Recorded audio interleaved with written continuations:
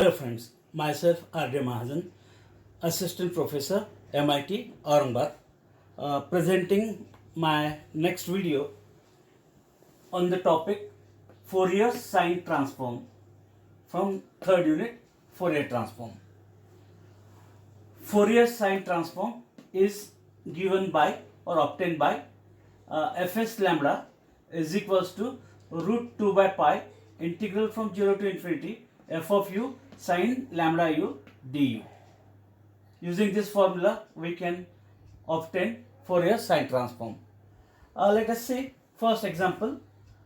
Find Fourier sine transform of e raised to minus x for the condition x greater than or equals to 0, means x lies between 0 to infinity. That must be the condition to find Fourier sine transform.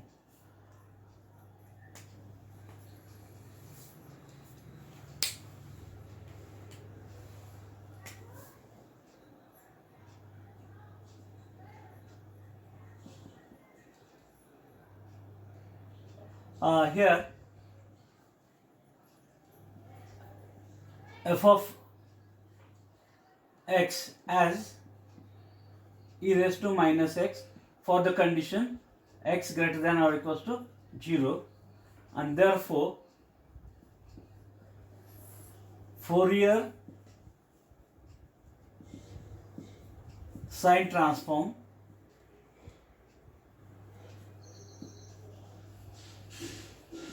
is given by or obtained by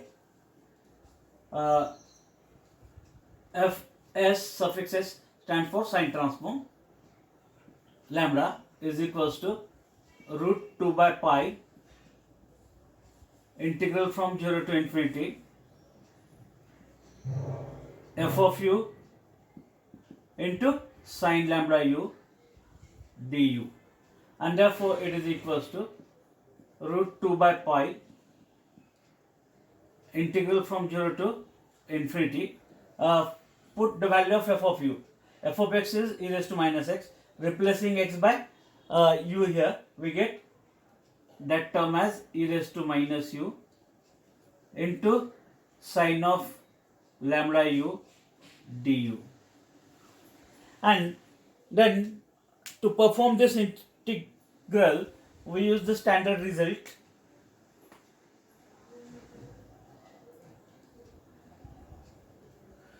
We know that we have integration of e raised to ax sine of bx dx, standard result as e raised to ax divided by a square plus b square a sine bx minus b cos of bx. We have to apply this result, and therefore comparing this integral with this integral, we have here x as u. Here we have to integrate it with respect to u. E raised to x, coefficient of x in this term of e raised to x, therefore a we get here as coefficient of u minus 1, and b sine of bx, coefficient of x in this sine term, coefficient of u in this sine term, it is lambda, and therefore using these values we get it is equals to root 2 by pi as it is. First term is e raised to x, here it is e raised to minus u divided by a square plus b square, a square minus 1 square plus b square lambda square into a sine bx, a is here minus 1, therefore minus sine of bx sine of lambda u, then minus b is lambda into cos of bx cos of lambda u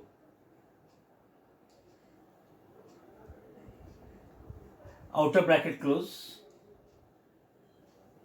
and then limits from 0 to infinity. Okay. Substituting the upper limit for u as infinity and lower limit as 0, we have the standard result. E raised to minus infinity is 0 and e raised to 0 as 1, and therefore we get root 2 by pi. I will substitute the upper limit as infinity here, e raised to minus infinity 1 square 1 plus lambda square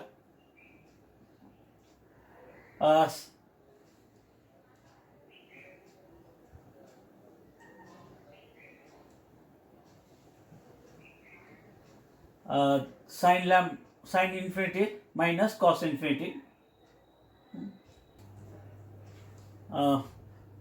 Substituting the upper and lower limit, we get root 2 by pi. It is e raised to minus infinity. E raised to minus infinity is 0. 0 into anything else, we get 0. Means for upper limit we get 0. Minus lower limit e raised to 0 as 1 upon 1 plus lambda square. Sin 0 0, cos 0 1, therefore minus lambda. And therefore, if we simplify it, we get root 2 by pi, minus minus it becomes plus, lambda divided by 1 plus lambda, and this is the required Fourier sine transform, or the required answer. Therefore, simple, important is here where to apply the standard result. Integration of e raised to x sin bx dx as e raised to x divided by a square plus b square, a sin bx minus b cos bx. Try to remember the technique. For sine, first term is of sine, second term is of cos, and the middle sign is minus. And when we have here e raised to x cos bx, first term is a cos bx, second b sin bx, and the middle term is plus b. Therefore, 1, 2, 3 steps. Only 3 steps to obtain the required sine transform.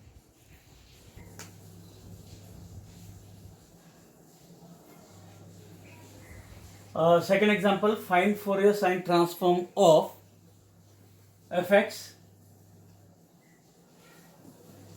two values. One for the condition 0 less than or equal to x less than or equals to 1, and second value is 0 for x greater than 1.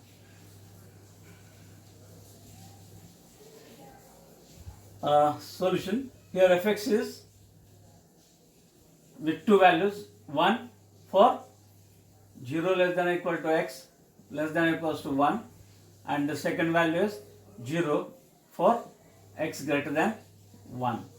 Means that 0 to infinity limit we have to split as 0 to 1 and then 1 to infinity. And therefore, once again we require to find Fourier sine transform.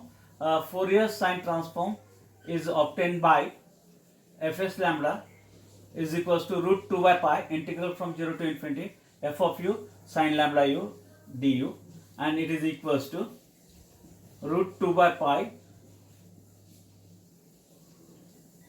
splitting this 0 to infinity limit as 0 to 1 and 1 to infinity, 0 to 1 and then 1 to infinity. In between 0 to 1, its value is 1, fx is equals to 1, means f of u is equals to, we can substitute as 1 into sin lambda u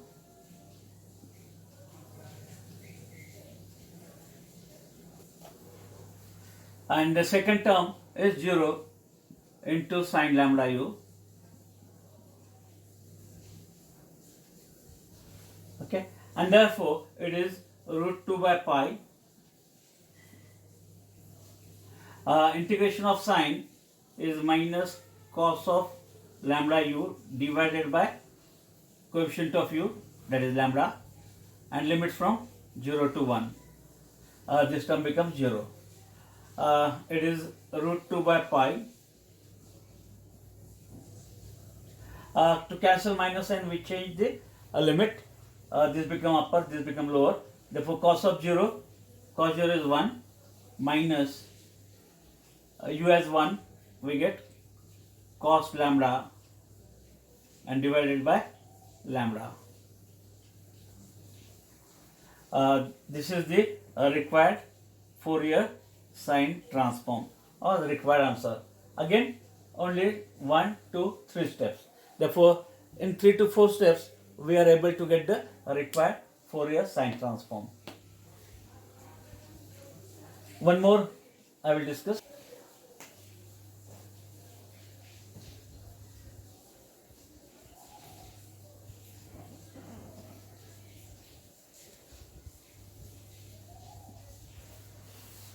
Find Fourier sine transform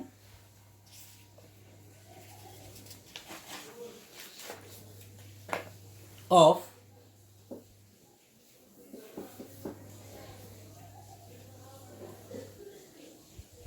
f of x is equals to x square, condition 0 to 1, 0 less than or equal to x, less than or equals to 1, and its value 0 for x greater than 1. Therefore, again the range is from 0 to infinity, and we require to find Fourier sine transform.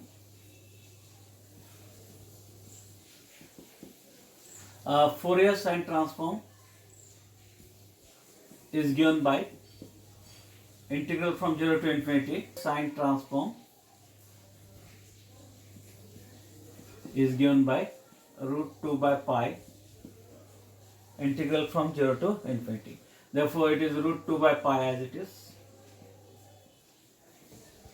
Splitting this integral as 0 to 1 and then 1 to infinity. In between 0 to 1, the function is x square, means f of u becomes u square sine of lambda u. Second term is 0, therefore 0 into sine, we get 0. Okay, and therefore it is root 2 by pi.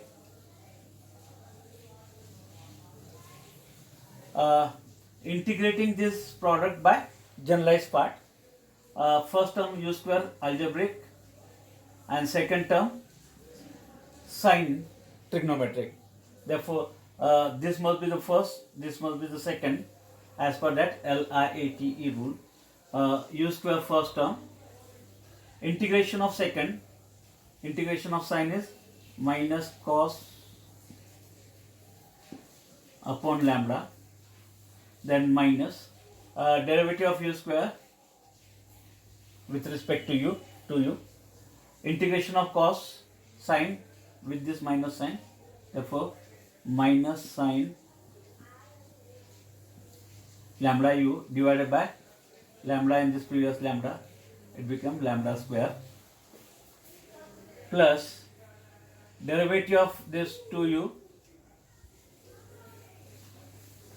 integration of sine minus and this minus, it becomes cos of lambda u upon lambda cube, limit from 0 to 1. Substituting the upper limit for u as 1, we get root 2 by pi. It is 1 square 1. Cos of lambda u is 1, therefore cos lambda upon lambda, minus minus it becomes plus 2 sine lambda upon lambda square plus 2 cos lambda upon lambda cube minus lower limit. U is 0, this term becomes 0. U is 0, this term becomes 0. Therefore 0 plus 0. Cos 0 1.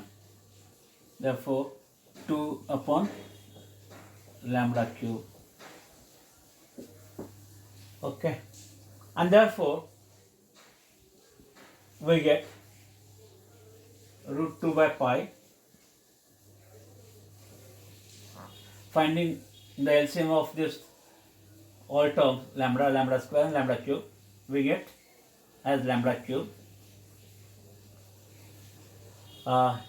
Here it is 2 cos lambda as it is, minus 2, okay, dividing by lambda square to this lambda cube, lambda remains, multiplying by that we get plus 2 lambda sine lambda, and dividing by this we get lambda square into this, we get minus lambda square cos of lambda.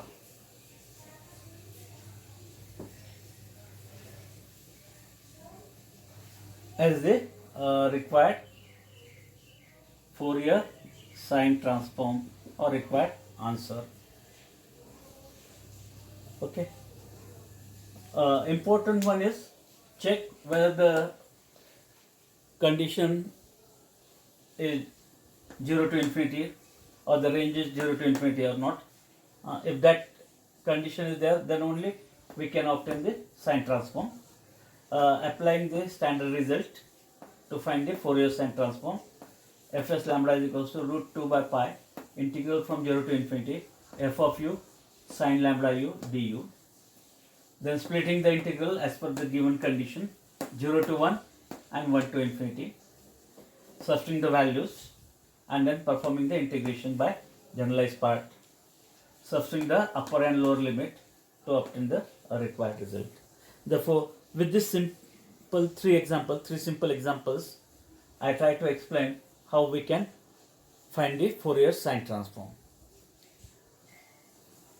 Some more I will discuss in the second part for this Fourier sine transform. If you are watching my videos, please like and share it, as well as subscribe to my channel for latest updates of the new videos. Thank you. Thank you very much.